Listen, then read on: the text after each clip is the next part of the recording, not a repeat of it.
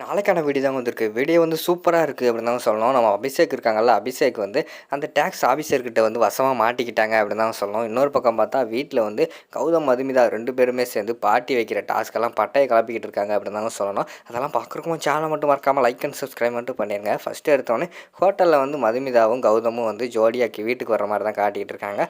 வர்றப்போ வந்து அங்கே வந்து ஆரத்தி எடுக்க வராங்க. அப்போ வந்து பாட்டி வந்து தடுத்து நிப்பாட்டிடுறாங்க. ஒரு நிமிஷம் இருங்க, வீட்டுக்குள்ளே ஆரத்தி எடுக்கிறதுக்கு முன்னாடி நான் சொல்கிறத வந்து நீங்கள் செஞ்சு தான் ஆகணும் அப்படிங்கிற மாதிரி சொல்கிறாங்க. என்ன பாட்டி அப்படிங்கிற மாதிரி வந்து கௌதம் கேட்காங்க.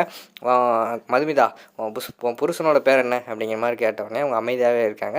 உடனே அபிஷேக் வந்து கேட்காங்க, பாட்டி பேர் கூட தெரியாமல் இருக்க போகிறாங்க அப்படிங்கிற மாதிரி சொன்னோன்ட்டு இதில் ஒரு ரகசியம் இருக்குடா.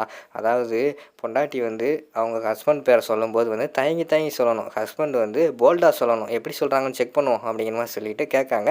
அவங்க பார்த்தா மதுமிதா வந்து டக்குன்னு கௌதம் அப்படி சொல்லிடுறாங்க. அதை கேட்டவுடனே எல்லாருக்குமே ஷாக் ஆகிடுது.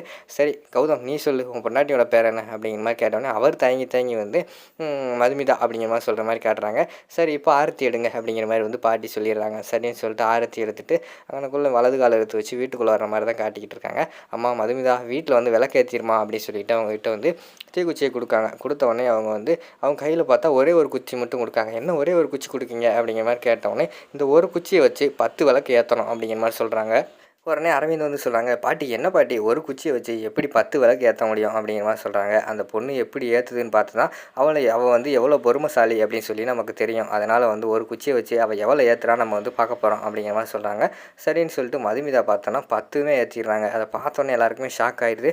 இருந்தாலும் உங்கள் வீட்டில் உன்னை வந்து ரொம்ப நல்லா தான் வளர்த்துருக்காங்க, ரொம்ப பொறுமைசாலியாக இருக்க அப்படிங்கிற மாதிரி வந்து பாட்டி சொல்கிற மாதிரி தான் காட்டிக்கிட்டு இருக்காங்க. அடுத்து வந்து இன்னும் ஒரே ஒரு டாஸ்க் உங்களுக்கு இருக்குது அப்படிங்கிற மாதிரி சொல்கிறாங்க. என்ன டாஸ்க்கு அப்படிங்கிற மாதிரி வந்து எல்லாருமே கேட்குறாங்க. ஒரு குடத்தை எடுத்துகிட்டு வாங்க, அதுலேருந்து ஒரே ஒரு மோதிரத்தை மட்டும் கொடுக்காங்க. இந்த மோதிரத்தை வந்து இந்த குடத்துக்குள்ளே வந்து நான் போட போகிறேன். இதில் 2 பேர்த்தில் வந்து கையை விட்டு யார் எடுப்பீங்களோ அவங்க தான் வின்னர் அப்படிங்கிற மாதிரி சொல்லிகிட்டு இருக்காங்க. பாட்டி என்ன இதெல்லாம் ஒரு டாஸ்க்கா அப்படிங்கிற மாதிரி வந்து ராகுல் கேட்காங்க. டேய், உனக்கு அதெல்லாம் ஒன்றும் தெரியாதா, புதுசாக கல்யாணம் ஆனவங்க, அது மட்டும் இல்லாமல் அரேஞ்ச் மேரேஜ், இவங்க ஃபஸ்ட்டு பழகுறதுக்கு தொடுறதுக்கு வந்து ரொம்ப சங்கடப்பட்டுக்கிட்டு இருப்பாங்க. அதனால தான் இந்த ஃபங்க்ஷன்லாம் வைக்காங்க. ஒரே குடத்துக்குள்ளே 2 பேரும் கையை விட்டு டச் பண்ணும்போது அவங்களுக்கு வந்து அந்த கூச்சமெல்லாம் போயிடும். இதெல்லாம் ஆதி காலத்தில் வந்து யோசிச்சு தாண்டா எல்லாம் வச்சுருக்காங்க. இந்த காலத்தில் தான் பசங்கள்லாம் அதை மறந்துட்டு எல்லாமே வந்து ட்ரெண்டுக்கு ஏற்ற மாதிரி மாறிக்கிட்டு இருக்கீங்க அப்படிங்கிற மாதிரி பாட்டி சொல்கிறாங்க.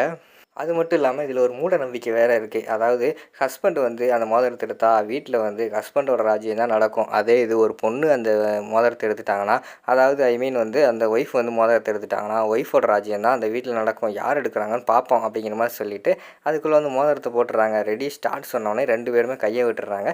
கையை உள்ளே விட்ட உடனே நம்ம கௌதமுக்கு சப்போர்ட் பண்ணுறது யாருன்னு பார்த்தா அரவிந்த் மட்டும் தான் சப்போர்ட் பண்ணுறாரு. நண்பா, கை தான் பெருசாக வச்சுருக்கல, அப்படியே உள்ளே புகுந்து எடுத்துடுறேன் நண்பா அப்படிங்கிற மாதிரி சொல்லிக்கிட்டு இருக்கிற மாதிரி காட்டுறாங்க.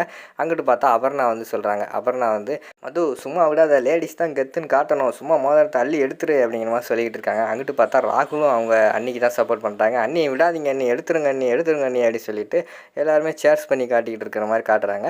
அது பார்த்தா கடைசியில் 2 பேர் ரொம்ப நேரமாக தொலாவிக்கிட்டு இருக்காங்க. உடனே அரவிந்த் வந்து சொல்கிறாங்க, மச்சான் இதுதான் சாக்குன்னு, மது கையை பிடிச்சிட்டு விட மாட்டேங்கிற போலையே அப்படிங்கிற மாதிரி சொல்லிட்டு இருக்காங்க. டேய் சும்மா அறா அப்படிங்கிற மாதிரி அந்த இடத்துல வந்து கௌதம் வந்து திட்டிடுறாங்க. ஃபைனலாக வந்து மோதிரத்தை எடுக்காங்க. யார் எடுக்காங்கன்னு பார்த்தா 2 பேருமே ஒரே டயத்தில் எடுத்திருக்காங்க. அதை பார்த்தவொடனே பாட்டிக்கு வந்து பயங்கரமான சந்தோஷமாயிருது.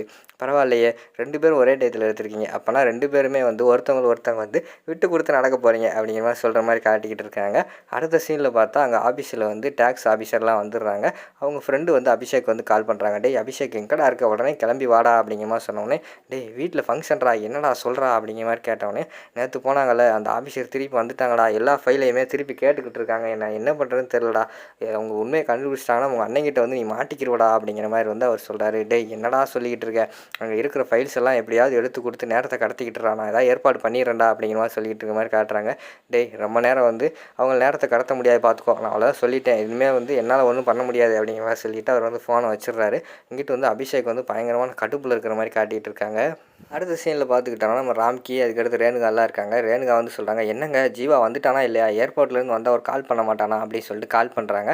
கால் பண்ண உடனே ஜீவா வந்து எடுக்காங்க. அம்மா வந்துக்கிட்டு வந்துக்கிட்டு இருக்கேம்மா, கொஞ்சம் டிராஃபிக் வந்துருவேன் அப்படிங்கிற மாதிரி சொல்கிறாங்க. சீக்கிரமா வாடா, உனக்கு பாலும் பழம் ஊட்டுற ஃபங்க்ஷன் இருக்குது, சொந்தக்காரங்களாம் வந்திருக்காங்கடா அப்படிங்கிற மாதிரி சொன்னோடனே, சரிம்மா வந்துக்கிட்டு இருக்கேன் அப்படிங்கிற மாதிரி சொன்னோடனையும் அவனுக்குள்ளே வந்து நம்ம இவங்ககிட்ட சொல்கிறாங்க, மாயா கிட்ட, வீட்டுக்கு போனோம், அம்மா எல்லாருமே வெயிட் பண்ணுறாங்க, சொந்தக்காரெல்லாம் வந்திருக்காங்க, பாலும் பழம் ஊட்டுற ஃபங்க்ஷன் இருக்குது அப்படிங்கிற மாதிரி சொன்னோன்னே, என்ன ஜீவா உங்கள் வீட்டில் வந்து ஒரு பிரவேசி கூட இருக்காதா என்ன அப்படிங்கிற மாதிரி கேட்டுக்கிட்டு இருக்காங்க.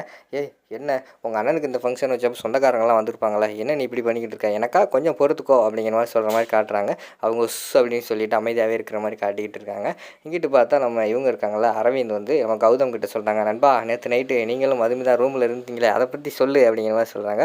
ஆமாடா, அந்த மாதிரி ஒரு நைட்டு வந்து எனக்கு அமையவே அமையாது, சூப்பராக இருந்துச்சுடா, நீ எனக்கு என்னென்ன தேவையோ எல்லாத்தையுமே பார்த்து பார்த்து பண்ணியிருந்தேன், எனக்கு உன்னை ரொம்ப பிடிச்சிருக்குடா அப்படிங்கிற மாதிரி சொல்கிறாங்க.